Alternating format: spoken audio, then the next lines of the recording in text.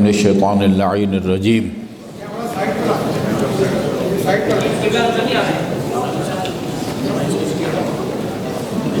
بسم اللہ الرحمن الرحیم الحمدللہ رب العالمین والصلاة والسلام علی خیر خلقہ محمد وآلہ الطیبین الطاہرین واللعن الابدی علی اعدائہم اجمعین اما بعد فقال اللہ الحکیم بسم اللہ الرحمن الرحیم انما یتقبل اللہ من المتقین۔ سب سے پہلے میں آپ تمام مومنین مومنات کی خدمت میں مبارکباد پیش کروں گا کہ اللہ تعالیٰ نے ایک بہت بڑی سعادت آپ کو نصیب فرمائی اور بیت اللہ کا شرف حاصل کرنے کا موقع فراہم کیا۔ ہماری دعا ہے اس سے پورے سفر حج کے دوران آپ مکمل صحت مند رہیں اور اللہ کی بارگاہ میں صحیح اور قبول اعمال حج اور زیارات انجام دینے کی توفیق عطا فرمائے۔ اعمال حج کا طریقہ بتانے سے پہلے ایک اہم نکتے کی طرف میں آپ کو متوجہ کرنا چاہوں گا جس کی طرف کم توجہ کی جاتی ہے، اور وہ یہ کہ کسی بھی عبادت سے فارغ ہونے کے بعد یہی نماز پنجگانہ جس سے ابھی ہم فارغ ہوئے ہم 3 قسم کے نتیجے حاصل کر سکتے ہیں۔ بعض اوقات خدا نخواستہ جو نماز ہم نے پڑھی ہے وہ باطل ہے، صحیح نہیں ہے، بالکل صحیح نہیں ہے، بغیر وضو کے پڑھی جائے، ناپاک کپڑوں میں پڑھی جائے، قبلہ رخ نہ پڑھیں، بدن نجس ہو، یہ رکوع سجود صحیح نہ ہو، وہ نماز باطل ہے، وہ ادا نہیں ہوگی، دوبارہ باشرائط نماز پڑھنی پڑے گی۔ بعض اوقات ایسا ہوتا رہتا ہے، بعد میں پتہ چلا کہ یہ جگہ غصبی تھی، کپڑے ناپاک تھے، بدن ناپاک تھا، جس طرف ہم نے رخ کر کے نماز پڑھی ہے وہ قبلہ رخ نہیں تھا، وہ نماز باطل ہے۔ بعض اوقات یہ نماز صحیح ہے، یعنی فرض آپ کا ادا ہو جاتا ہے، لیکن وہ صحیح نماز خدا کی بارگاہ میں قبول نہیں ہے۔ اور آپ کے ذہن میں یہ سوال پیدا ہوگا کہ کیا ہر صحیح نماز خدا کی بارگاہ میں قبول نہیں ہوتی؟ جی نہیں ہوتی، بعض نماز صحیح بھی ہیں اور قبول بھی، اور بعض نماز ہو، روزہ ہو، حج ہو، کوئی بھی عبادت وہ صحیح ہے لیکن خدا کی بارگاہ میں قبول نہیں ہے۔ صحیح کا لفظ بھی موجود ہے قرآن اور رسول اور اہل بیت رسول علیہ الصلاۃ والسلام کی روایات میں، کلام میں قبول کا لفظ بھی قرآن کے اندر موجود ہے۔ صحیح ہو لیکن قبول نہ ہو، اس کا کیا مطلب ہے؟ اس کا مطلب یہ کہ آپ کا فرض ادا ہو گیا، نماز دوبارہ پڑھنے کی ضرورت نہیں ہے۔ اچھا، قبول نہ ہونے کا مطلب کیا ہے؟ قبول نہ ہونے کا مطلب یہ ہے کہ یہ جو 5 وقت کی نماز ہم نے پڑھی ہے، جہاں اس کو پڑھنے سے ہمارا فرض ادا ہوتا ہے وہاں اللہ ہمیں ایک اضافی ثواب بھی دیتا ہے۔ ثواب اگر قبول ہے صحیح ہونے کے ساتھ ساتھ وہ ثواب بھی ملے گا، لیکن اگر قبول نہیں ہے تو فرض تو ادا ہو جائے گا لیکن ثواب نہیں ملے گا۔ آپ کہہ سکتے ہیں ہر قبول عبادت صحیح ہے، لیکن ضروری نہیں ہے کہ ہر صحیح عبادت قبول بھی ہے۔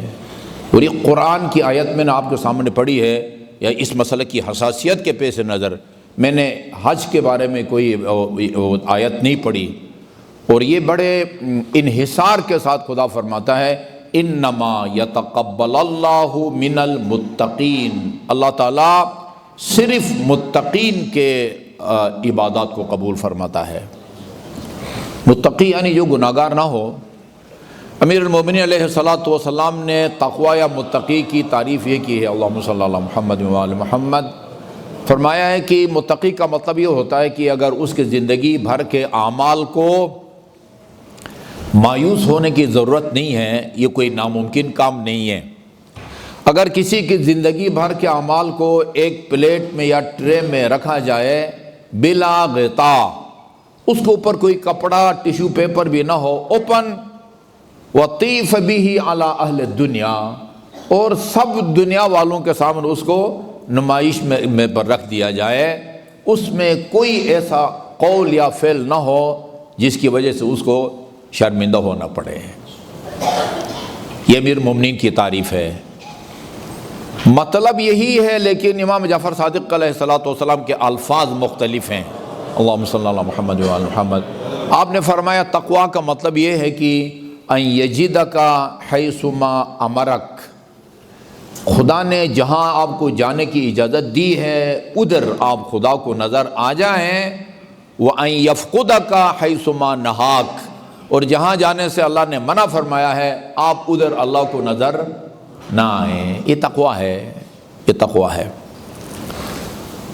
اس سفر میں یعنی باقی سال کے دنوں میں بھی انسان سے گناہ سرزد ہوتے رہتے ہیں، لیکن کم از کم اس سفر میں ہمیں کوشش کرنی چاہیے کہ کوئی عمل ہم سے ایسا سرزد نہ ہو جو تقویٰ کے خلاف ہو، تاکہ ہماری عبادت جو ہے نا وہ خدا کی بارگاہ میں قبول ہو، اور ہر عمل کا اللہ تعالی ہمیں وہ اجر بھی دے جو اجر اس نے ہمیں دینے کا وعدہ فرمایا ہے۔ یہ میں بہت افسوس سے عرض کروں گا، یہ میرا تقریباً کوئی 20 سالہ تجربہ ہے کہ کچھ گناہ ایسے ہیں کہ معاشرے میں کوئی بھی گناہ جب معاشرے میں بہت عام ہو جاتا ہے اس کی قباحت اور برائی کا احساس کم ہو جاتا ہے۔ جیسے رشوت ہے، رشوت جو نہیں لیتا وہ بھولا بھالا سمجھا جاتا ہے۔ اسی طرح ایک گناہ ہے جو معاشرے میں عام ہے، اس قدر عام ہے کہ اس کو گناہ کی نگاہ سے نہیں دیکھا جاتا ہے، اور وہ بے حجابی ہے۔ سورہ نور میں اللہ تعالیٰ نے واضح الفاظ میں، یعنی جس طرح خدا نے نماز پڑھنے کا حکم دیا ہے، روزہ رکھنے کا حکم دیا ہے، حج کا، زکوٰۃ کا حکم دیا ہے، اسی طرح پردے کا حکم دیا ہے کہ اپنی چادروں کو گردن تک جو ہے نا وہ گرا دو، یعنی بالوں کو اور گردن کو چھپانا واجب ہے۔ آیت اللہ سیستانی حفظہ اللہ اور رہبر شہید دونوں کے نزدیک چہرے کو چھپانا واجب نہیں ہے، باقی بالوں کو چھپانا، گردن کو چھپانا، یہ جو کلائی کا جوڑ ہے اس سے اوپر کے حصے کو چھپانا واجب ہے، یعنی بے حجابی تقویٰ کے خلاف ہے۔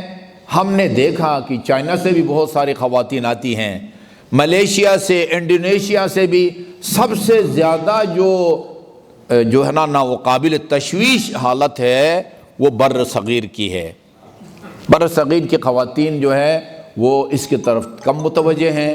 میری یہ درخواست ہے کہ اس چیز کا خیال رکھا جائے، اور جو اعمال بھی ہم انجام دیتے ہیں ان کے ثواب سے انشاءاللہ کوشش کریں گے ہم سب کے اپنے آپ کو محروم نہ کریں۔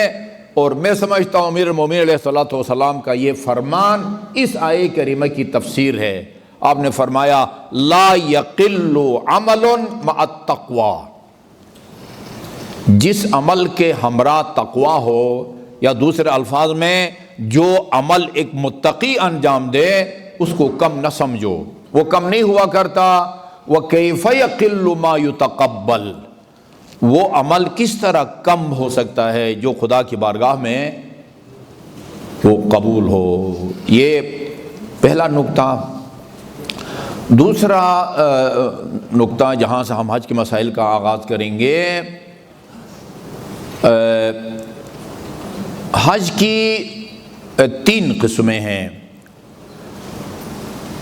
جو لوگ مکہ معظمہ سے 16 فرسخ سے کم فاصلے پر رہتے ہیں، 16 فرسخ سے کم، ایک فرسخ میں تقریباً 5.5 کلومیٹر ہوتے ہیں، 16 جو ہے تقریباً 80 سے جو ہے نا وہ 88 کلومیٹر، جو اس سے کم فاصلے پر رہتے ہیں ان کا حج جو ہے یا قران ہے یا افراد ہے، ہمارا اس سے کوئی تعلق نہیں ہے۔ یعنی سعودیہ کے علاوہ باہر سے ممالک سے جانے والے مسلمان یا سعودیہ کے وہ شہر کہ جن کا فاصلہ مکہ مکرمہ سے زیادہ ہے، یہ 16 فرسخ سے زیادہ ہے، وہ جو حج انجام دیتے ہیں اس کا نام حج تمتع ہے۔ ہم جو حج کریں گے اس کا نام حج تمتع ہے، اور مکہ سے 16 فرسخ کے کم فاصلے پر جو مسلمان رہتے ہیں ان کے ذمہ جو حج ہے، دو حجوں میں سے ایک کا کو ان کو اختیار دیا گیا ہے، حج افراد اور حج قران۔ ہم حج افراد اور قران کے مسائل میں آپ کو نہیں الجھانا چاہتے، ہمارا اس سے کوئی واسطہ نہیں پڑتا، شاذ و نادر کبھی پڑتا ہے، لیکن کوشش یہ کریں گے کہ اس کی نوبت نہ آئے، لہذا ہم اس حج کے احکام اور مسائل کو بیان کریں گے جو پاکستان سے جانے والے مسلمان بجا لاتے ہیں۔ جو حج ہم کریں گے وہ حج تمتع ہے، حجۃ الاسلام، اس کے 2 حصے ہیں۔ اچھا، یہ عمرہ کا لفظ سنا ہوا ہے، ایک عمرہ وہ ہے جو سال بھر دنیا بھر کے مسلمان جا کے انجام دیتے ہیں، اس کو عمرہ مفردہ کہتے ہیں۔ اس میں 6 اعمال ہوتے ہیں، عمرہ مفردہ میں 6 اعمال ہوتے ہیں۔ نمبر 1 احرام، نمبر 2 بیت اللہ کا طواف، نمبر 3 2 رکعت نماز طواف، نمبر 4 صفا اور مروہ کے درمیان میں سعی، نمبر 6 صفا پہنچ کے آخری چکر میں داڑھی کے کچھ یا سر کے بال منڈانا، 5 اس کے بعد ایک اور طواف جس کو طواف نساء کہتے ہیں، 6 اور 2 رکعت نماز طواف۔ یہ عمرہ مفردہ ہے جو سال بھر لوگ جا کے بجا لاتے ہیں، اور ایک عمرہ وہ ہے جو حج کا پہلا حصہ ہے، اس کو عمرہ تمتع کہتے ہیں۔ عمرہ تمتع مفردہ ہے جو سال بھر کیا جاتا ہے، اس میں طواف النساء ہے، اور جو عمرہ تمتع ہے جو حج کا پہلا حصہ اور پارٹ ہے اس میں طواف النساء نہیں ہے۔ اس طرح عمرہ مفردہ جو سال بھر انجام دیا جاتا ہے اس کے کل اعمال 7 ہیں، اور عمرہ تمتع جو حج کا پہلا حصہ ہے حج تمتع کا، اس میں 5 اعمال ہیں، احرام، بیت اللہ کا طواف، 2 رکعت نماز طواف، صفا اور مروہ کے درمیان میں سعی اور تقصیر۔ یہ حج کا پہلا حصہ ہے۔ جو لوگ ابھی بھی اس سال بھی شاید ہم پہلے اس طرح جاتے رہے ہیں، شاید اس سال بھی کچھ لوگوں کو اس طرح بھیجیں۔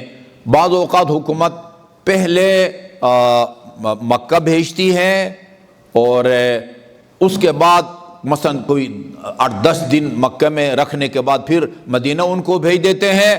مدینہ کی زیارات کے بعد پھر وہ حج کے لیے دوبارہ مکہ آتے ہیں۔ یہ لوگ عمرہ مفردہ کر سکتے ہیں حج سے پہلے، حج سے پہلے مکہ جا کے عمرہ مفردہ کرتے ہیں، جتنے مرضی کریں۔ البتہ ایک چاند کے مہینے میں ایک آدمی کی طرف سے ایک سے زیادہ نہیں ہو سکتا، آدمی اپنی طرف سے کرے، ایک والد کی طرف سے، ایک والدہ کی طرف سے، ایک دادا دادی نانا مامو خالہ، وہ کر سکتے ہیں۔ پھر مدینہ جاتے ہیں اور مدینہ سے پھر احرام باندھ کے حج کے لیے آتے ہیں۔ ہم ایسا نہیں کر رہے، ہم پہلے مدینہ جائیں گے، مدینہ میں 8-10 دن رہنے کے بعد پھر ہم حج کے لیے روانہ ہوں گے۔ وہ ہمارا حج کا پہلا حصہ ہوگا جو کہ عمرہ تمتع کہلاتا ہے۔ اب آپ نے ان مسائل کو غور سے سننا ہے۔ احرام جو ہے، جب ہم احرام کا لفظ بولتے ہیں یا کتاب میں پڑھتے ہیں، احرام کا مطلب یہ 2 انسلے کپڑے، ان کو وہ ایک کو تہمت کی طرف باندھنا اور دوسرے کو شانے پر ڈالنا، یہ احرام نہیں ہے۔ احرام تلبیہ کا نام ہے۔ عربی زبان میں بسم اللہ الرحمن الرحیم پڑھنے کو تسمیہ کہتے ہیں، کھانے سے پہلے تسمیہ مستحب ہے۔ الحمدللہ رب العالمین پڑھنے کو حمدللہ کہتے ہیں۔ لا حول ولا قوت الا باللہ العلی العظیم پڑھنے کو حوقلہ کہتے ہیں۔ اسی طرح تلبیہ یعنی لبیک اللہم لبیک، لبیک اللہم لبیک، لبیک لا شریک لک لبیک، اتنا واجب ہے۔ باقی جو مستحب ہے وہ بھی ہم پڑھیں گے، لیکن اتنا واجب ہے۔ اس کو کہتے ہیں تلبیہ۔ آپ کا جو احرام ہے نا وہ یہ تلبیہ ہے۔ آپ نے تلبیہ پڑھا، یوں سمجھیں جس طرح نماز میں آپ اللہ اکبر تکبیرۃ الاحرام پڑھ کے نماز میں داخل ہوتے ہیں، تلبیہ۔ باقی آپ کے کپڑوں کا، البتہ مردوں کی بات ہو رہی، انسلے کپڑوں کا جو پہننا وہ شرط ہے بالفرض۔ ایک آدمی شلوار قمیص میں بھی اگر تلبیہ پڑھے لبیک اللہم لبیک اور اس طرح جا کے عمرہ مفردہ انجام دے، عمرہ تمتع انجام دے، اس کا عمرہ تمتع باطل نہیں ہے۔ البتہ سلے ہوئے کپڑے پہننے کا اس کو کفارہ دینا پڑے گا۔ جتنے کپڑے اس نے پہن رکھے ہیں نا، مثال کے طور پر نیچے جو ہے نا وہ نکر بھی ہے، اوپر شلوار بھی ہے، بنیان بھی ہے، قمیص بھی ہے، یہ کتنے ہو جائیں گے کپڑے؟ یہ 4 بکرے دینے پڑیں گے، ٹھیک ہے نا۔ لیکن آپ کا گناہگار بھی ہوں گے، لیکن عمرہ تمتع آپ کا باطل نہیں ہوگا۔ تو اصل جو احرام ہے وہ آپ کا تلبیہ ہے، لبیک اللہم لبیک، لبیک لا شریک لک لبیک، ان الحمدہ، وہ باقی مستحب ہے۔ اچھا، پوری دنیا سے آنے والے مسلمانوں کے لیے ان کے راستے میں جو میقات پڑھتے ہیں، میقات وہ جگہ جہاں سے آپ نے تلبیہ پڑھنا ہے، جس کے بعد یہ 24-25 کام حرام ہو جائیں گی، ان کی فہرست ابھی میں آپ کو سناؤں گا۔ اس جگہ کو میقات کہتے ہیں۔ مین میقات 5 ہیں۔ ایک مسجد شجرہ ہے، انشاءاللہ مدینہ میں مسجد النبی صلی اللہ علیہ وآلہ وسلم سے تقریباً کوئی 15-20 منٹ کے فاصلے پر مسجد شجرہ ہے۔ مسجد شجرہ کے اندر سے ہم نے تلبیہ پڑھنا ہے۔ اسی طرح یلملم ہے، وادی عقیق ہے، قرن منازل ہے، وہ سعودیہ کے مختلف شہروں سے آنے والوں کے راستے میں یہ مین میقات پڑھتے ہیں، مین میقات۔ اور جس آدمی کے گھر سے لے کر مکے تک اور گھر سے لے کر مین میقات تک، اگر مین میقات تک فاصلہ زیادہ ہے اور مکے تک اس کا فاصلہ کم ہے، وہ اپنے گھر ہی سے تلبیہ پڑھ کے جاتا ہے۔ ہم اس کیٹیگری میں نہیں آتے، ٹھیک ہے نا جی۔ ہم انشاءاللہ مسجد شجرہ سے جو ہے نا وہ احرام باندھیں گے، جس کا نام ذوالحلیفہ بھی ہے، مسجد شجرہ۔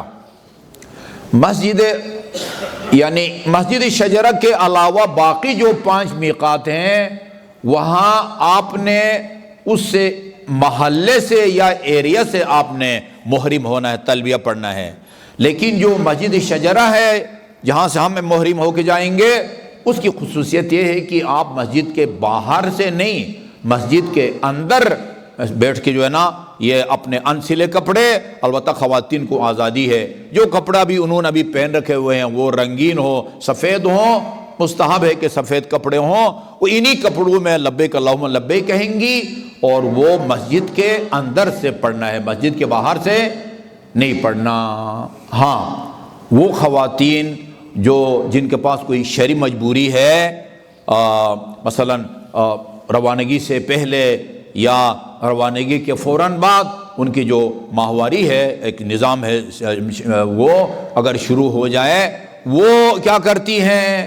وہ مسجد کے اندر نہیں جا سکتی، چونکہ اس حالت میں یا مرد حالت جنابت میں ہوں، 2 مسجدیں، مسجد النبی اور مسجد الحرام، اس میں قدم بھی نہیں رکھ سکتی۔ ان 2 مسجدوں کے علاوہ جا کے ٹھہر نہیں سکتی، لیکن قدم رکھ سکتی ہے۔ اس لیے وہ کیا کرے گی؟ اس کو اختیار ہے، اگر خدا نخواستہ ماہواری شروع ہو جاتی ہے، یا تو باہر ہی کھڑے ہو کے لبیک اللہم لبیک پڑھے، یا اس کے کئی دروازے ہیں، ایک دروازے سے داخل ہو اور دوسرے دروازے سے نکلتے وقت لبیک اللہم لبیک، لبیک لا شریک لک لبیک وہ پڑھتی جائے، وہ اس کا احرام صحیح ہے۔ یہاں سے آپ کو اندازہ ہو گیا ہوگا کہ یہ جو احرام ہے نا، تلبیہ پڑھتے وقت آپ کا باوضو ہونا ضروری نہیں ہے۔ نہ صرف باوضو بلکہ یہ آپ کے ذمہ حدث سے اکبر ہے، مرد ہے اس کے ذمہ جو ہے کسی وجہ سے غسل جنابت جو ہے نا واجب ہے، خاتون ہے تو اس کے ماہواری کے دن شروع ہو گئے ہیں، اسی حالت میں تلبیہ پڑھ سکتے ہیں، ان کا یہ احرام صحیح ہے۔ البتہ مکہ پہنچنے کے بعد ظاہر ہے وہ اس حالت میں مسجد الحرام میں قدم بھی نہیں رکھ سکتی، خانہ کعبہ مسجد الحرام کے اندر ہے، اور احرام کے بعد جو دوسرا عمل ہے ہمارا وہ خانہ کعبہ کا طواف ہے، وہ کیا کرے گی بیچاری؟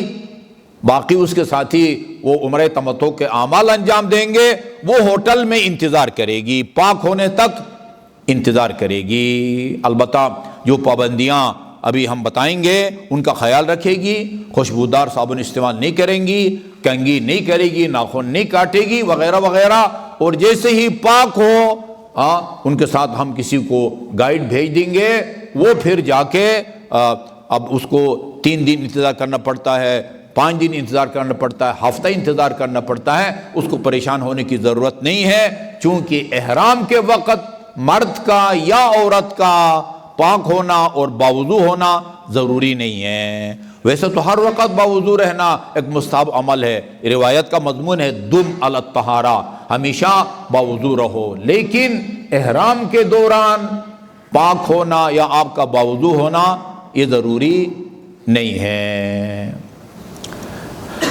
اچھا، یہ آپ کا ہو گیا احرام جس کی حقیقت تلبیہ ہے، اور وہ مرد مخصوص کپڑے پہنتا ہے، اور جو خواتین ہیں وہ یعنی کسی بھی وہ کپڑے جو ہے نا وہ رنگ کے وہ پہن سکتی ہے، ظاہر ہے وہ سارے کپڑے وہ سلے ہوئے ہوں گے۔ تو میرے خیال میں قبل اس کے کہ وہ طواف کو شروع کر دوں جو احرام کے بعد دوسرا ہمارا عمل ہوگا، میں پہلے محرمات احرام کو بیان کرتا ہوں۔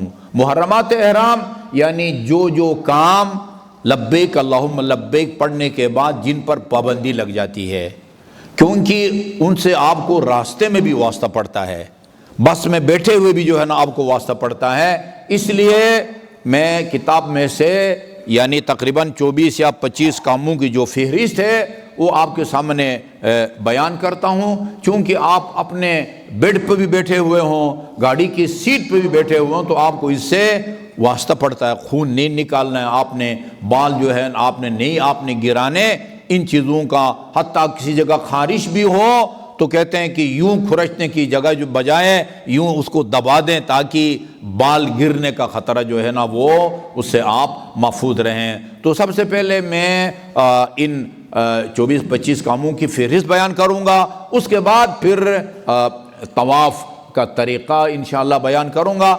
ویسے بھی ہم آپ کے ساتھ ساتھ ہیں، لیکن یعنی ہم طواف تو کر رہے ہوں گے، لیکن کون جو ہے نا اس کے قدم اپنے اختیار سے اٹھ رہے ہیں، کس کے قدم جو ہے نا وہ آؤٹ آف کنٹرول ہے، اس کا خیال آپ نے خود رکھنا ہے۔ لہذا پہلے میں حرام کاموں کو بیان کرتا ہوں جو پابندیاں لگتی ہیں تلبیہ کے بعد، اور اس کے بعد انشاءاللہ جو دوسرا عمل ہے وہ طواف کا طریقہ بیان کریں گے۔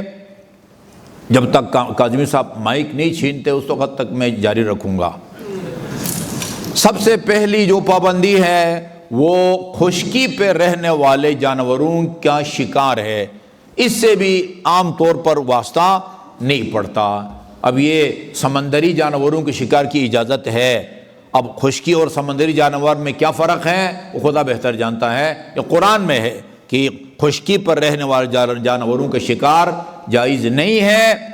نمبر 2، عورت سے متعلق تقریباً 6 کام وہ ان پر پابندی لگ جاتی ہے تلبیہ کے نتیجے میں، لبیک اللہم لبیک کے نتیجے میں۔ نمبر 1، مجامعۃ النساء، ہم بستری حرام ہو جاتی ہے۔ نمبر 2، بوس و کنار حرام ہو جاتے ہیں، عورت کو اسی جنسی خواہش کے تحت چھونا جو ہے نا وہ بھی حرام ہو جاتا ہے، اور اس کی طرف جو ہے نا اس نگاہ سے جنسی جذبے کے تحت اس کو دیکھنا بھی حرام ہے۔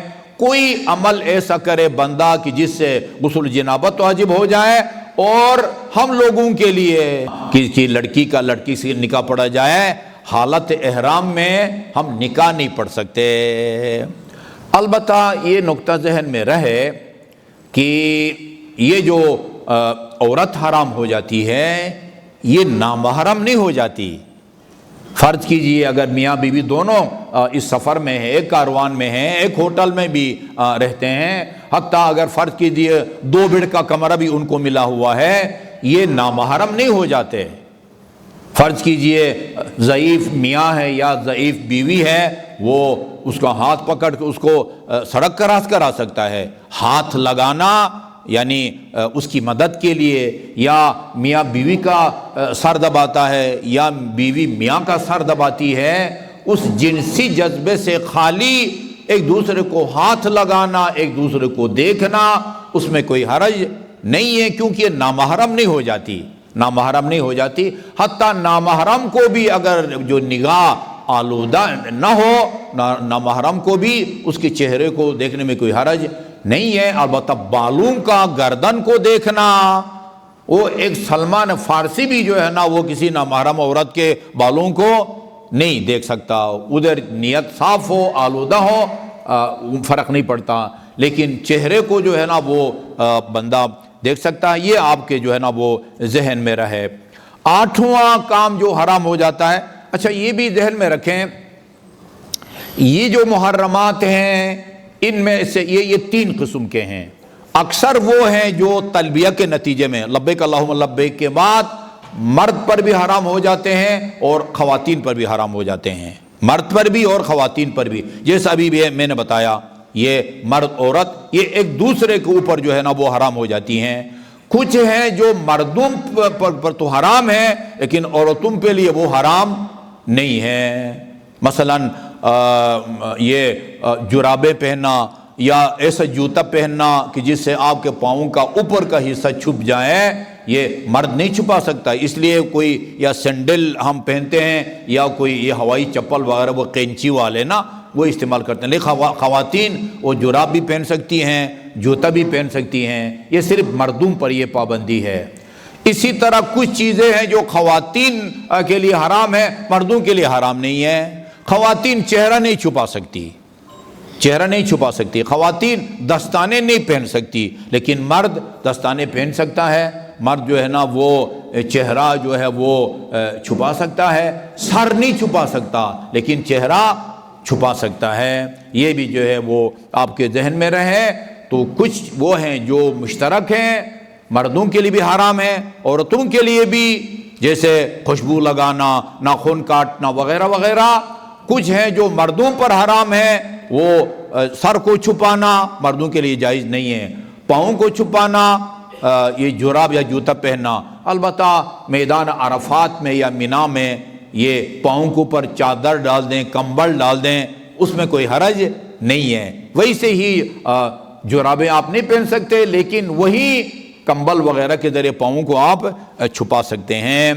تو یہ 8ویں چیز جو حرام ہے خوشبو استعمال کرنا ہے، خوشبو استعمال کرنا ہے، یہ بھی مشترک ہے، مرد بھی استعمال نہیں کر سکتے، خواتین بھی استعمال نہیں کر سکتی۔ خوشبو والا صابن، خوشبو والا شیمپو یہ سب جو ہے نا وہ جائز نہیں ہے، استعمال نہیں کر سکتے۔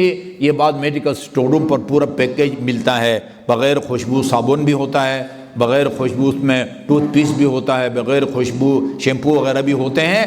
یہ بعض لوگ جن کا وزن زیادہ ہے نا وہ کافی چلنا پڑتا ہے، خصوصاً مزدلفہ سے لے کر مینا تک اچھا خاصا سفر ہے، ادھر ٹرانسپورٹ نہیں، آپ کو پیدل چلنا پڑتا ہے۔ جن کا وزن زیادہ ہے یقیناً جو ہے نا وہ ان کو وہ جو ہے نا وہ ران سے ران کیا ہے وہ ٹکراتے ہیں تو وہ چھیل جاتے ہیں۔ تو اس میں کوشش یہ کریں کہ کوئی ایسی کریم وغیرہ ہو جس میں خوشبو بھی نہ ہو، چکناہٹ بھی نہ ہو، خوشبو بھی استعمال نہیں کر سکتے اور آئل بھی نہیں لگا سکتے، لہٰذا اگر آپ کو مل جائے تو ایسی کریم لے لیں کہ جس میں خوشبو بھی نہیں ہے اور وہ چکناہٹ بھی نہیں ہے۔ بالفرض اگر نہ ملے اور زیادہ تکلیف ہو پھر آپ کو اجازت ہے، خوشبو والا یا چکنائی والا جو ہے نا وہ کریم آپ استعمال کر سکتے ہیں، چونکہ وہ درد جو ہے وہ ناقابل برداشت ہوتا ہے، یا وہ ناقابل برداشت ہوتا ہے، اس لیے جو ہے نا وہ آپ استعمال کر سکتے ہیں مجبوری کی حالت میں۔ اچھا جی، اور نویں چیز جو ہے جو حرام ہے، جو صرف مردوں کے لیے ہے، حرام ہے، خواتین کے لیے نہیں ہے، وہ سلے ہوئے کپڑے پہننا ہے۔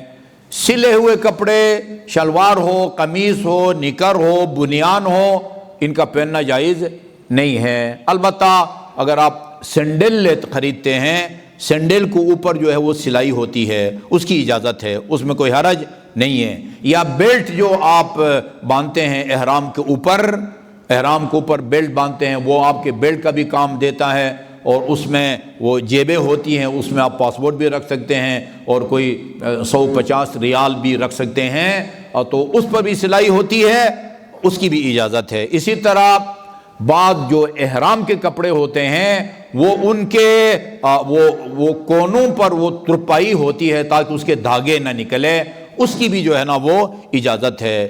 اس کے علاوہ سلے ہوئے کپڑے مرد نہیں پہن سکتا، البتہ خواتین اس سے مستثنیٰ ہیں۔ اچھا جی، اور 10ویں چیز جو مشترک ہے، مرد عورت دونوں کے لیے حرام ہے، وہ سرما لگانا ہے۔ سرما مرد بھی جو ہے نا وہ نہیں لگا سکتا، خواتین بھی نہیں لگا سکتی ہیں۔ 11ویں چیز دونوں کے لیے حرام ہے، وہ آئینہ دیکھنا ہے۔ آئینہ دیکھنا، البتہ جہاں سے آپ جائیں گے نا، جیسے ہی اللہم صلی علی،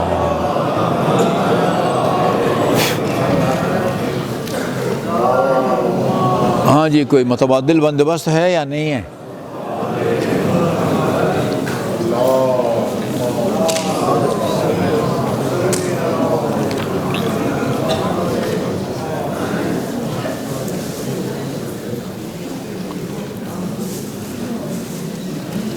محمد وآل محمد صلوات اللہم صلی علی محمد وآل محمد۔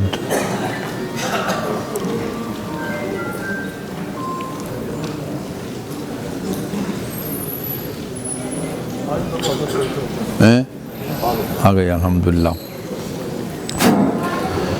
اچھا جی، یہاں سے آپ جیسے ہی ہوٹل جائیں گے، اور مثلا آپ کا کمرہ اگر اوپر کے فلور میں ہے، تو جیسے ہی لفٹ میں بیٹھیں گے، تقریباً وہ چاروں طرف وہ شیشے لگے ہوئے ہوتے ہیں، بے اختیار آپ کی نظر پڑتی ہے۔ یہ جتنے بھی 24-25 حرام کام بیان کریں گے حالت احرام میں، یہ اس صورت میں حرام ہے کہ جب آپ جان بوجھ کے یہ کام کریں۔ بے اختیار جو ہے وہ بھولے سے ادھر پڑا ہوتا ہے، وہ ہاتھ دھونے کا جو وہاں لکوڈ ہے، وہ اس میں خوشبو ہوتی ہے، بے خیالی میں آدمی جو ہے نا وہ ہاتھ دھونا شروع کر دیتا ہے۔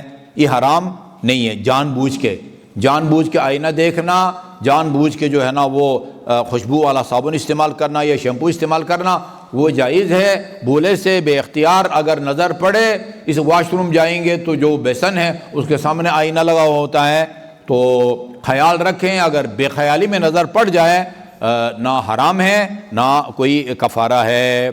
اچھا جی، اسی طرح جو 12واں عمل ہے جو حرام ہے، البتہ یہ مردوں کے ساتھ مخصوص ہے، جیسے میں نے عرض کیا تھا، خواتین پر یہ پابندی نہیں ہے۔ جراب پہننا یا جوتے پہننا مردوں کے لیے، خواتین جوتے بھی پہن سکتی ہے اور جراب بھی پہن سکتی ہے۔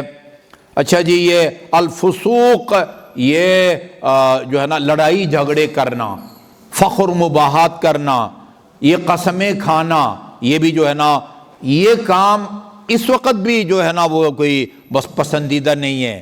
گالی گلوچ دینا ابھی بھی حرام ہے، لیکن حج کے دوران اس کی حرمت میں شدت آ جاتی ہے، اس کی قباحت میں جو ہے نا وہ شدت آ جاتی ہے۔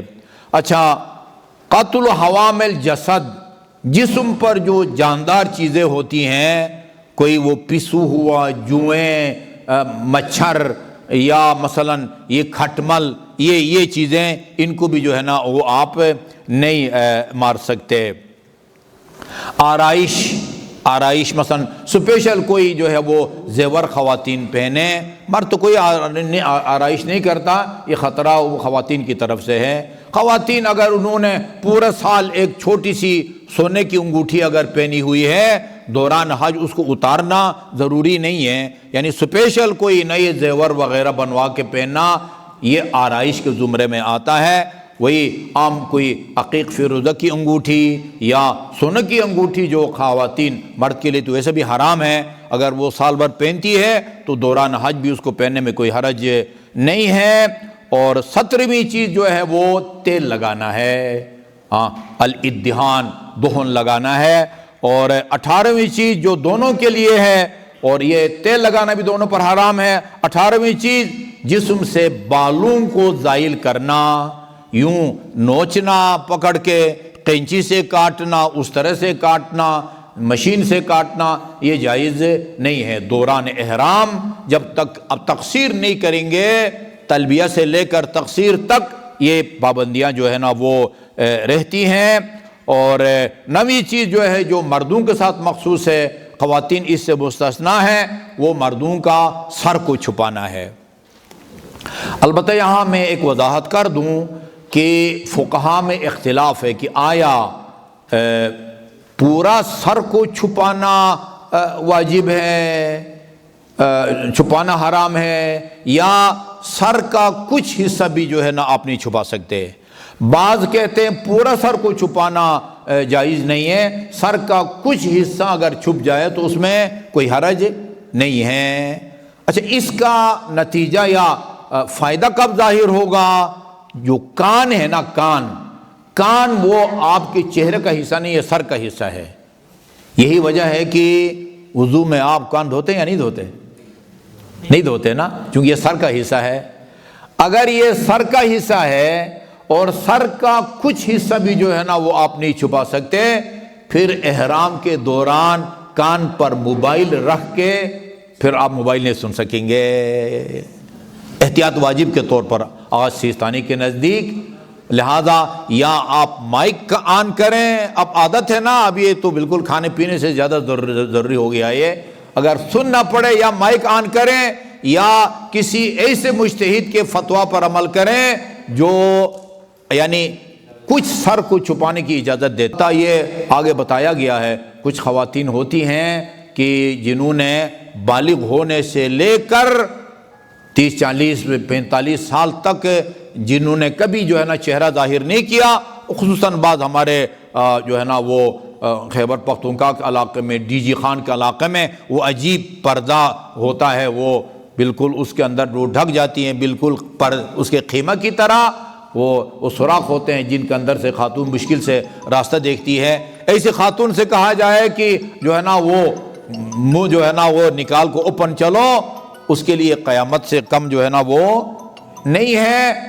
ان کو یہ اجازت دی گئی ہے کہ چہرے کو کسی نقاب وغیرہ کے ذریعے نہ چھپائیں، یہ جو بڑی چادر ہے نا اس کو نیچے کھینچ کے لے آئیں، اتنا نیچے کھینچ کے لے آئیں کہ وہ آپ کے چہرے کو ٹچ نہ کرے اور چہرے کا پردہ بھی ہو جائے۔ اس لیے آپ دیکھیں گے بحرین سے جو خواتین آتی ہیں نا، وہ ایک کیپ پہنتی ہیں، اس کے اوپر چادر ڈالتی ہیں۔ اس کا فائدہ یہ ہوتا ہے کہ چہرہ بھی چھپ جاتا ہے اور راستہ بھی ان کو نظر آتا ہے، چونکہ جو چادر ہے وہ کیپ کے اوپر جو ہے نا وہ آ جاتی ہے۔ تو بہرحال جب اجازت ہے تو ہمیں پھر خدا سے زیادہ جو ہے وہ غیرت مند ہونے کی ضرورت نہیں ہے، چہرہ جو ہے وہ ظاہر کر کے چل سکتی ہیں۔ اور وہ خواتین جو اپنے ملک میں چہرے کو چھپاتی ہیں پابندی سے، چونکہ بعض علماء کرام جیسا آیت اللہ خوئی تھے، وہ چہرے کو چھپانے کو واجب سمجھتے تھے، یا ہمارے پاکستانی مجتہد ہیں آیت اللہ بشیر وہ بھی، لیکن رہبر شہید بھی اور آیت اللہ سیستانی کے نزدیک بھی چہرے کو چھپانا واجب نہیں ہے۔ اچھا جی، اگلا جو ہے وہ مردوں کے لیے ہے، یہ چھت والی گاڑی میں سوار ہونا۔ اس میں ہوائی جہاز بھی آتا ہے، اس میں بس بھی آتی ہے، ٹیکسی بھی آتی ہے، چھتری بھی آتی ہے۔ بلکہ میرا نہیں خیال کہ ہمارے کاروان میں کوئی آیت اللہ بشیر کا مقلد ہو، وہ کہتے ہیں لفٹ میں بھی آپ سوار نہیں ہو سکتے، لفٹ بھی چھت والی سواری جو ہے شمار ہوتی ہے، اگر وہ سوار ہوں گے تو پھر وہی بکرا جو ہے نا وہ دینا پڑے گا۔ اچھا یہاں پہ ایک سوال ہے، جب آپ نے کہہ دیا مسجد شجرہ سے آپ نے احرام باندھ لیا تو مسجد شجرہ کتنی دور ہے وہاں سے؟ جی مسجد شجرہ کا کیا فاصلہ ہے؟ کہاں سے کہاں تک؟ شجرہ کتنا دور ہے مکہ سے؟ مکہ مسجد شجرہ مکہ یہ 4-5 گھنٹے 6 گھنٹے کا راستہ ہے.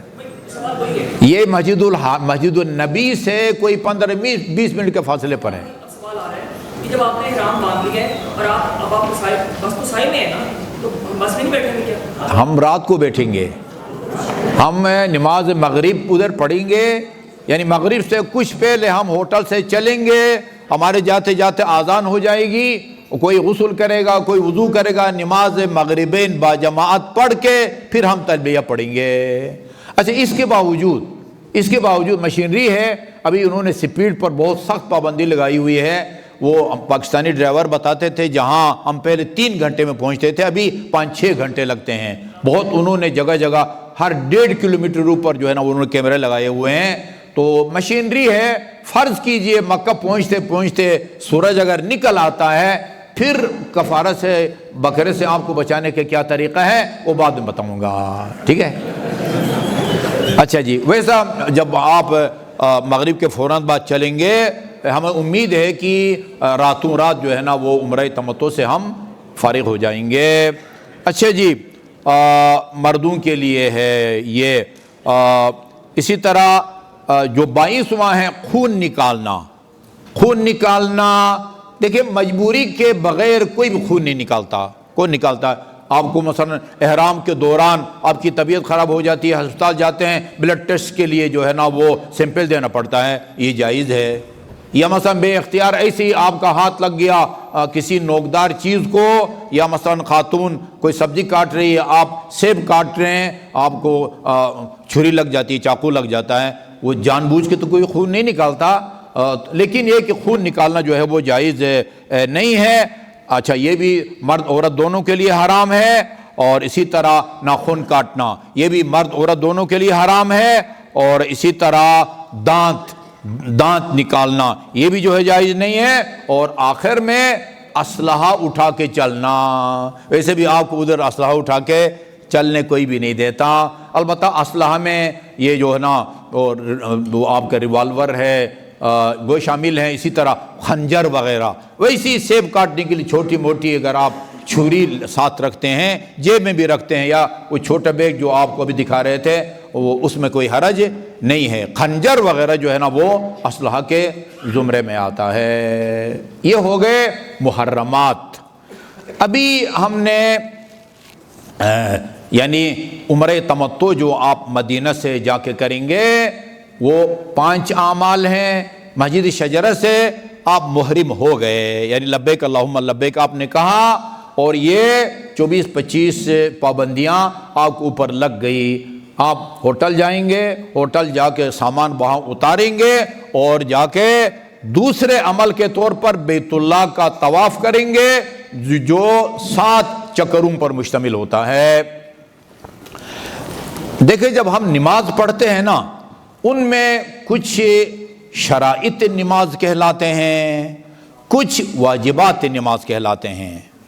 آپ کا باوضو ہونا, آپ کے بدن کا پاک ہونا, آپ کے کپڑوں کا پاک ہونا, یہ شرائط نماز میں سے ہیں. آپ کا کھڑا ہونا, حمد و سورت پڑھنا, رکوع کے لیے جانا, سجدے میں جانا, یہ واجبات نماز کہلاتے ہیں. کپڑوں کا پاک ہونا, باوضو ہونا, بدن کا پاک ہونا, یہ نماز کی شرائط ہیں.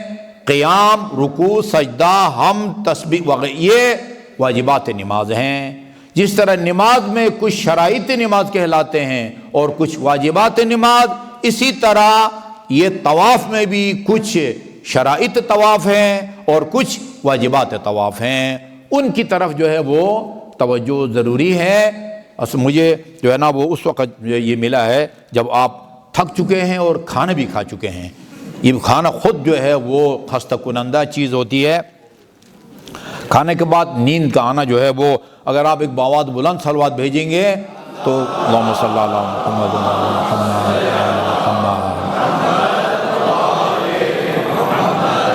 اور ایک میں روایت بھی آپ کو سنا دوں. یہ 18, 19 اور 20 کی رات کو, یعنی 18 سال دن گزار کے اور 19 کا اور 20, یہ 3 مجلسیں پڑھی تھی میں نے مرکزی امام بارگاہ G6 میں. وہاں میں نے یہ روایت پڑھی تھی اور میں نے مشورہ دیا تھا انتظامیہ کو کہ کل تک جو ہے نا یہ امام رضا کا فرمان عربی متن اور ترجمہ سمیت اس کو پیچھے آویزان ہونا چاہیے، جو ہر آنے والے کو نظر آئے وہ آویزان کرنے والے کو اتنا اجر ملے گا جتنا اجر اس کو پڑھ کے عمل کرنے والوں کو ملے گا۔ اور وہ امام رضا کا فرمان یہ تھا، الصلاۃ علی النبی امحق للخطایا من الماء للنار، یہ آگ، پانی جو ہے وہ آگ کو اس طرح نہیں بجھا سکتا جس طرح محمد اور آل محمد آپ کے گناہوں کو مٹاتی ہے۔ محمد اللہم صلی علی محمد وآل محمد۔ 19 کی رات کی مجلس میں یہ نے کہا تھا، 20 کی رات کو جب میں گیا ہوں تو میں نے دیکھا کہ وہ جو موجودہ صدر ہیں امجد علوی صاحب، بہت خوبصورت بینر پر اوپر عربی متن اور نیچے اس کا ترجمہ، اور بہار الانوار کی جلد نمبر 91 اور صفحہ نمبر 65، ادھر صرف بہار الانوار لکھا ہوا ہے، باقی پورا حوالہ میں نے آپ کو دے دیا ہے۔ جو کوئی اپنے ممارگاہ میں یا اپنے گھر کے اندر لکھوا کے لگانا چاہتا ہے وہ پروگرام کے بعد مجھ سے لے لیں۔ اچھا جی، ابھی جلدی جلدی میں طواف کی شرائط بیان کرتا ہوں، ان کی طرف توجہ فرمائیں۔ نمبر 1، آپ کی نیت ہے، ہر عبادت میں نیت شرط ہے۔ البتہ ضروری نہیں ہے کہ آپ زبان سے ہی بولیں۔ ایک دفعہ ایک ایرانی کاروان کا جو سالار تھا وہ نیت کروا رہا تھا، خانے کعبے کا طواف کرتا ہوں 7 چکروں پر مشتمل، نہ ایک چکر زیادہ نہ ایک چکر کم۔ یہ نہیں، اس کی ضرورت نہیں ہے۔ نیت زبان کا کام نہیں ہے، نیت دل کا کام ہے۔ آپ کے دل میں اگر یہ نیت ہے کہ میں بیت اللہ کا طواف کرتا ہوں عمرہ مفردہ کے اعمال کے طور پر، تو کافی ہے۔ ویسے ہم آپ کو لکھ کے بھی دیں گے اور بتائیں گے بھی، بہتر ہے زبان سے بولیں، میں عمرہ تمتع کے لیے بیت اللہ کا طواف کرتا ہوں واجب قربتاً اللہ۔ اس طرح وہ خواتین بھی، یہ نیت ہے، شرط ہے، نیت کے بغیر کوئی عبادت صحیح نہیں ہے۔ مثلا نجس کپڑے ہو جائیں آپ کے ہاتھ تو وہ نیت کے بغیر بھی اگر آپ دھو لیں برتن، ہاتھ، فرش، وہ پاک ہو جاتا ہے، لیکن نماز، وضو، تیمم، غسل، یہ عبادات ہیں، وہ قصد قربت کی نیت کے بغیر یہ صحیح انجام نہیں پاتے۔ نمبر 1۔ نمبر 2، نیت کے ساتھ ساتھ یعنی آپ کا بدن اور کپڑے بھی پاک ہوں اور باوضو بھی ہوں۔ یہ جو ہے نا اس کو کپڑے ناپاک ہیں یا بدن ناپاک ہے اس کو خبث کہتے ہیں، خبث، خیبے سے۔ اور باوضو نہیں ہے یا خاتون ہے تو وہ ابھی تازہ تازہ پاک ہوئی ہے، مرد ہے تو اس کے ذمہ غسل جنابت ہے، اس کو حدث کہتے ہیں۔ اگر آپ کے ذمہ وضو ہے اس کو حدث اصغر کہتے ہیں، آپ کے ذمہ غسل ہے تو اس کو حدث اکبر کہتے ہیں۔ حدث اکبر کے سے بھی آپ کو پاک ہونا چاہیے، حدث اصغر سے بھی پاک ہونا چاہیے، کپڑوں کو بھی اور بدن کو بھی پاک ہونے چاہیے۔ یہ طواف کی شرائط میں سے ہے، نیت، کپڑوں کا پاک ہونا، بدن کا پاک ہونا اور باوضو ہونا۔ ابھی بتاؤں گا دوران طواف بعض اوقات سب کی صحت ایک جیسی نہیں ہوتی، دوران طواف اگر کسی کا وضو ٹوٹ جائے کیا کرے، وہ نئے سرے سے شروع کرے یا وضو کر کے جہاں سے وضو ٹوٹا تھا وہاں سے شروع کرے، وہ ابھی بعد میں عرض کروں گا۔ اچھا، تو یہ کپڑے پاک ہونے چاہیے اور بدن بھی پاک ہونا چاہیے۔ اسی طرح مرد ہے تو اس کو ختنہ شدہ ہونا چاہیے، جس کا ختنہ نہ ہو اس کا جو ہے نا طواف صحیح نہیں ہے۔ جب طواف صحیح نہیں ہوگا تو پورا حج صحیح نہیں ہوگا۔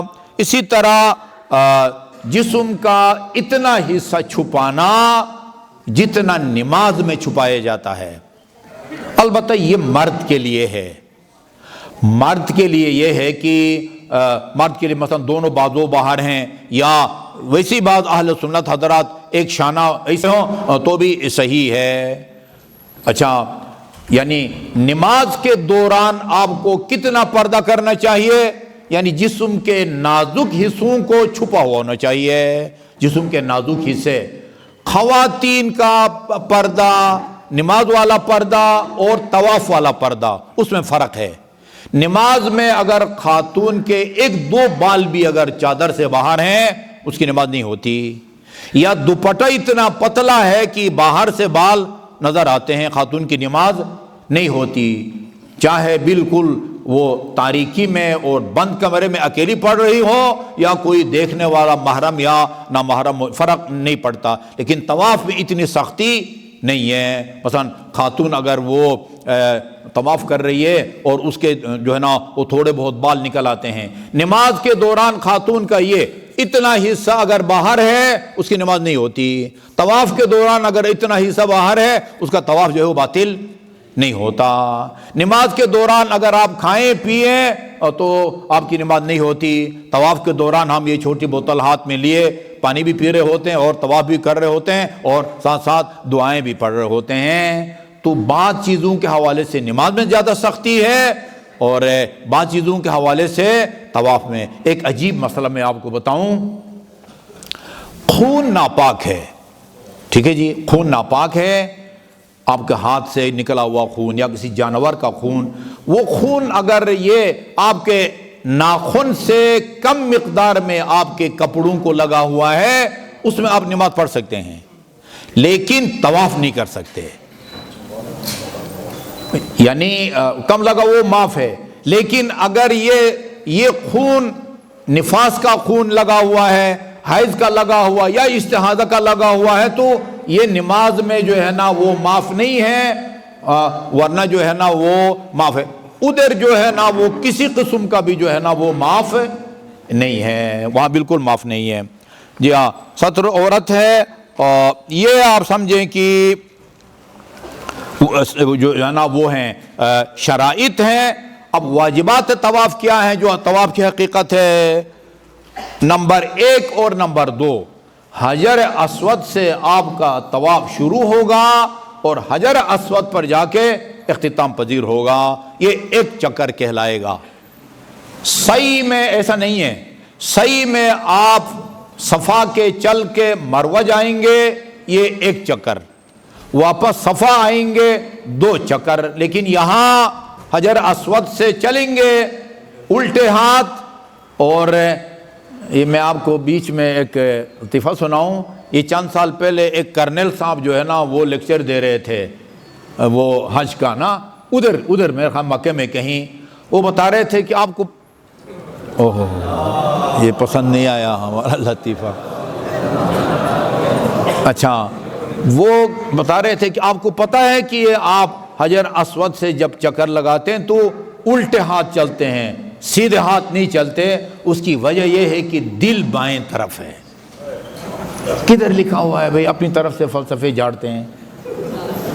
اب میں نے بعد میں کہا اس کو، آپ جو ہے نا وہ فوج سے ریٹائرڈ ہیں، آپ اپنی فیلڈ کی بات کریں، یہ جن کو وہ ٹرینر کو جو ہے نا ہم لوگوں کو درس دے رہے تھے، میں نے کہا جتنے یہ آپ کے پاس بیٹھے ہیں نا آپ کی کلاس میں، یہ سارا حج جو ہے کئی سال پڑھا چکے ہیں، کوئی مدارس کے پرنسپل ہیں، کوئی مدارس کے وہ ہیں، آپ اپنی باتیں انتظامی حوالے سے باتیں کریں، یہ اتنے فلسفے جو ہے نا ان کو تراشنے کی کوشش نہ کریں۔ حجر اسود سے شروع، حجر اسود پر اختتام۔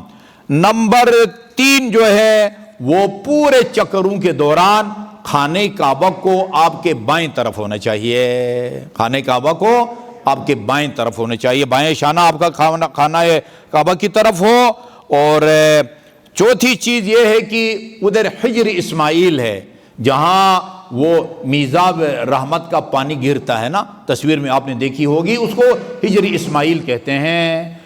حجر اسماعیل کے باہر سے آپ نے جانا ہے، اس کے دونوں طرف 2 چھوٹے چھوٹے دروازے بنے ہوتے ہیں، اکثر اوقات بند رہتا ہے، کبھی کبھار جب کھلتا ہے تو کچھ لوگ جو ہے نا وہ چالاکی کی کوشش کرتے ہیں اور شارٹ کٹ مارتے ہیں، وہ صحیح۔ آپ نے حجر اسماعیل کو خانہ کعبہ کا حصہ سمجھ کے اس کے باہر سے کرنا ہے، حتیٰ اس کی دیوار پر جو ہے نبی کہتے ہیں کہ ہاتھ نہیں رکھنا چاہیے۔ حجر اسماعیل جو ہے آپ کے طواف میں شامل ہونا چاہیے۔ جی ہاں، اور 5ویں یہ کہ واسطہ تو نہیں پڑتا لیکن خانہ کعبہ کے اندر جو ہے نا آپ طواف نہیں کر سکتے. ویسے بھی کوئی جانے نہیں دیتا, یہ جو صدور ہیں یا چیف حضرات ہیں ان کو جانے دیا جاتا ہے. اسی طرح ایک شادروان ہے, یعنی چاروں طرف نہیں ہے لیکن وہ حجر اسود سے پہلے یہ دیوار سے باہر, وہ کتنا ہوگا, 2 بالشت ہوگا, سلوپ ہے تقریباً 3 فٹ اونچی ہے. 3 فٹ جو ہے وہ زمین سے تھوڑا سا اوپر ایک چھتا سا جو ہے نا وہ بنا ہوا, اس کو شادروان کہتے ہیں. اس کے اوپر لائن میں لوگ لگ جاتے ہیں حجر اسود کا بوسہ دینے کے لیے. طواف کے دوران آپ کو اس کے اوپر نہیں ہونا چاہیے, اس کے نیچے جو ہے آپ کو چلنا ہے. اچھا جی, اسی طرح ہاں چھٹی چیز ہے کہ چکر آپ کے ساتھ ہوں, اور 7ویں یہ ہے کہ چکروں کے دوران وقفہ نہیں ہونا چاہیے, جس کو موالات کہتے ہیں. آپ کے وضو میں بھی موالات شرط ہے. چہرہ کو دھویا, اس کے فوراً بعد دائیں ہاتھ پھر بائیں ہاتھ, وقفہ نہیں ہونا چاہیے. البتہ ادھر بیچ میں اگر کرنا پڑ جائے, جیسے کسی کا وضو ٹوٹ جاتا ہے, اور یہ ابھی میں آپ کو بتا دوں, دوران طواف اگر وضو ٹوٹ جائے تو کیا کریں گے. یہ دیکھا جاتا ہے کہ کس چکر میں یہ جو ہے نا حادثہ پیش آیا ہے, کس چکر میں. آیت اللہ سیستانی فرماتے ہیں کہ اگر آپ 4 چکر مکمل کر چکے ہیں اور وضو ٹوٹے, الحمدللہ پہلے یہ سہولت نہیں تھی, ابھی یہ سہولت موجود ہے. آپ کو تجدید وضو کے لیے, وضو کرنے کے لیے بالکل باہر نہیں جانا پڑتا. وہی مطاف سے تھوڑا سا باہر نکلیں, وہ صرف وضو کی جگہ بنی ہوئی ہے, بیسن ہے, وہاں وضو کر کے آ جائیں. اگر 4 طواف مکمل کر چکے ہیں تو وضو کر کے باقی 3 چکر جو ہے نا وہ مکمل کر لیں. اگر کوئی رہبر شہید کی تقلید میں ہے, وہ کہتے ہیں کہ اگر آپ نے 3.5 چکر بھی اگر لگا لیے ہیں اور وضو ٹوٹا ہے, اب وضو کر کے باقی 3.5 چکر جو ہے وہ باقی ماندہ اس کو مکمل کریں. یہ موالات, اس میں 10 منٹ تک کی جو ہے نا گنجائش دی گئی ہے, یعنی ایک چکر اور دوسرے چکر کے درمیان 10 منٹ کی جو ہے نا وہ فاصلہ یا وقفہ کی اجازت دی گئی ہے. اور جو 8ویں چیز ہے, کافی سخت ہے, وہ یہ ہے کہ جو آپ کے قدم اٹھتے ہیں نا, وہ آپ کے اختیار سے اٹھنا چاہیے. آپ سوچیں گے کہ بھئی کوئی بے اختیار بھی قدم اٹھتا ہے, ادھر جائیں گے تو پتہ چلے گا. پیچھے سے انسانوں کا ایک سمندر آتا ہے. اور میں اس موقع پر نا ہمیشہ میں امیر المومنین کا وہ کلام سناتا ہوں جو آپ نے جنگ صفین میں مالک اشتر کو لڑنے کا طریقہ بتایا ہے. فرمایا آپ نے یہ کام کرنا ہے, تد فی الارض قدمک, اپنے قدموں کو زمین میں گاڑ دو. ٹھیک ہے, ایسی کسی کے رحم و کرم پر اپنے آپ کو نہ چھوڑیں, ہلکا سا دھکا بھی لگ جائے تو وہ گیا نہیں. تد فی الارض قدمک, اپنے قدموں کو جما کے رکھیں. عز علی ناجزک, ادھر آپ نے یہ کام نہیں کرنا ہے, لیکن کہتے ہیں کہ جب دشمن کے سامنے ہونا دانتوں کو پیستے رہو, اس لیے کہ تلوار اگر لگ بھی جائے سر پر تو نقصان کم ہوتا ہے, کھوپڑی سخت ہو جاتی ہے. یہ امیر مومنین کا بتایا ہوا فارمولہ ہے. وقت سے بے طرف ورم بے طرف کا اقصل قوم, تمہارا جو ٹارگٹ ہے نا بالکل اگلے صف میں جو بندہ ہے وہ نہیں ہونا چاہیے, وہ آخری خیمے میں جو ان کا چیف ہے نا وہ تمہارا ٹارگٹ ہونے چاہیے. خواتین ہوں یا مرد حضرات, یوں جو ہے نا وہ سست ہو کے جو ہے نا نہ چلیں, جم کے وہ کھڑے. خواتین کو یہ نہ سمجھے کہ پیچھے مرد آ رہے ہیں ان سے جو ہے نا ٹچ ہوگا, نہیں, آپ اس سے کوئی راہ فرار نہیں ہے, جم کے رہیں تو یہ آپ کے قدم جو ہے بے اختیار اٹھیں گے. پھر بھی اگر کوئی دھکا لگ جاتا ہے اور 1-2 قدم بے اختیار اٹھتے ہیں, ان کو دوبارہ بجا لانا ہوتا ہے.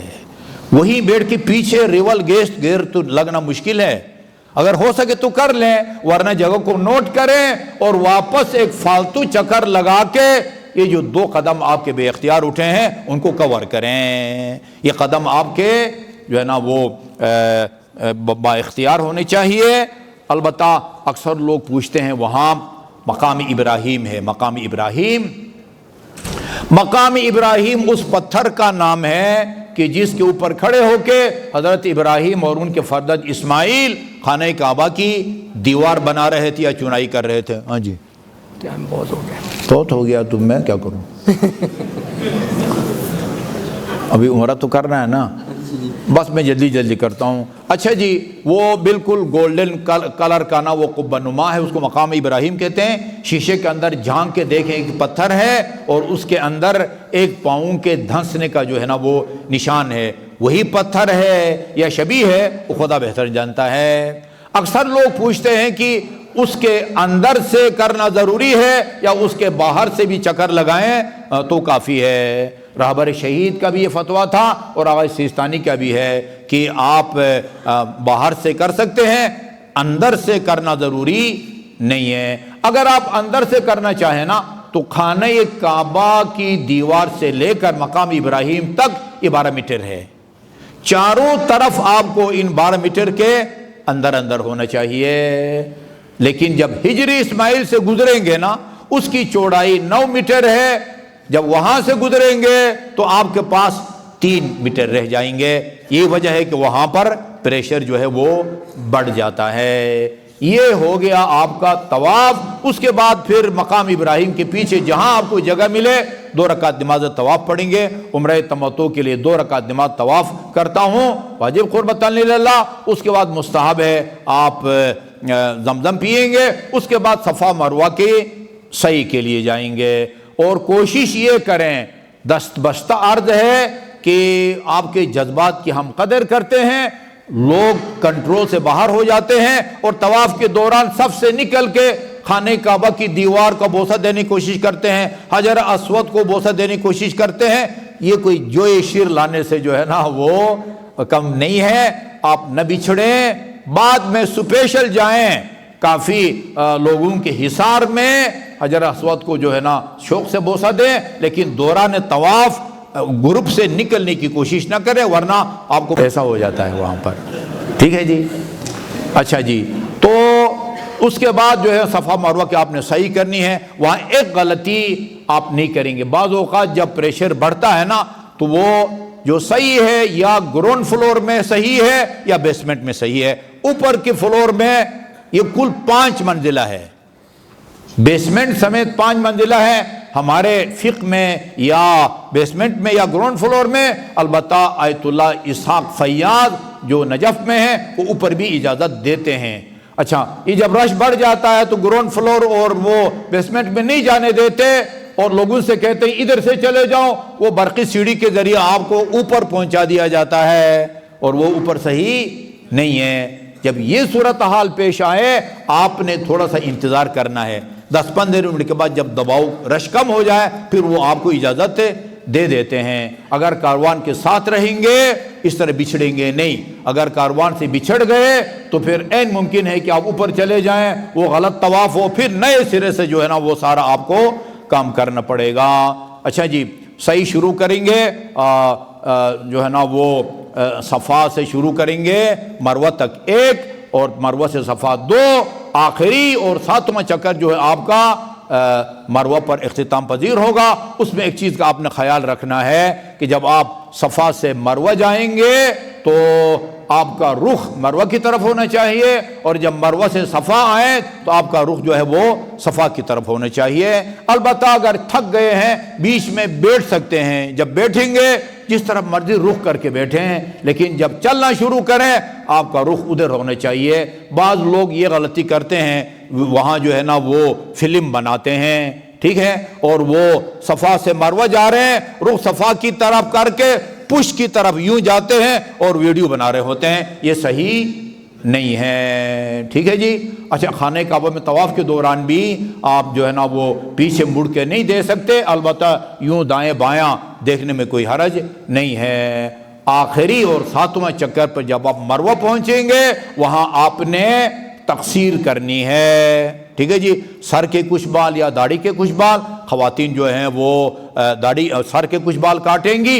ادھر یہ خیال رکھیں تو سارے ادھر نامحرم بیٹھے ہوتے ہیں, آپ نے بالوں کو باہر نہیں نکالنا. ٹھیک ہے جی. نہیں, چادر کے اندر ہی اتنے سے بال کاٹیں گے جس کو تقصیر کہا جاتا ہے. یا سر کے بال کاٹیں یا داڑھی کے بال کاٹیں, حلق نہیں ہے، اس طرح نہیں پھیرانا، اہل سنت پھیراتے ہیں، اور ہم جو ہیں یہ جائز نہیں ہے، جائز نہیں ہے۔ البتہ عمرہ مفردہ میں وہ کہتے ہیں حلق بھی کر سکتے ہیں اور تقصیر بھی کرتے ہیں، لیکن عمرہ تمتع جو حج کا پہلا پارٹ ہے اس میں آپ نے صرف تقصیر کرنی ہے، خواتین نے بھی اور مردوں نے بھی۔ یہ ہمارا عمرہ تمتع مکمل ہوا۔ اگلا جو حج کا حصہ ہے وہ دوبارہ 9 تاریخ کو بلکہ 8 کی رات کو پھر سے احرام باندھ کے ہم عرفات روانہ ہوں گے۔ اس کے مسائل انشاءاللہ بشرط زندگی مدینہ منورہ پہنچیں گے، وہاں روزانہ درس ہوگا اور مزید تفصیلات وہاں بیان کریں گے۔ وصلی اللہ علی محمد وآلہ طیبین الطاہرین۔ تھوڑا دیر آپ بیٹھیں گے ادھر، ہیں بیٹھیں گے ادھر۔ ایک خاتون کا سوال ہے، اس کے وہ کہتی ہیں وہ بہت میرے پاؤں بہت جلتے ہیں، سردیوں میں بھی پاؤں باہر نکالتے ہوں، میں جراب نہیں پہن سکتی، کسی پتلی بھی دوسری بھی بند جوتی بھی نہیں پہن سکتی، حالت احرام میں کیا کریں گے؟ حالت احرام میں جراب پہننا ضروری تو نہیں ہے نا۔ دیکھیں وہ ایک خاتون کی طرف سے سوال آیا ہے کہ ان کو کوئی بیماری ہے، وہ جراب نہیں پہن سکتی، ہم نے جراب پہننے کی اجازت دی ہے، لازمی نہیں قرار دیا۔ البتہ ایک شرعی مسئلہ ہے، آیت اللہ سیستانی کہتے ہیں کہ خواتین کے لیے پاؤں کا پشت چھپانا جو ہے وہ ضروری ہے، پشت چھپانا جو ہے وہ ضروری ہے۔ اگر ان کی یہ شرعی مجبوری ہے، تکلیف ہوتی ہے تو پھر وہ نہ پہنیں۔ باقی عام خواتین جنہیں کوئی بیماری نہیں ہے، ہم نے ان کو جراب پہننے کی اجازت دی ہے، لازمی نہیں قرار دیا۔ مرد کے لیے جائز نہیں ہے جراب پہننا، خواتین جراب پہنے تو کوئی حرج نہیں ہے۔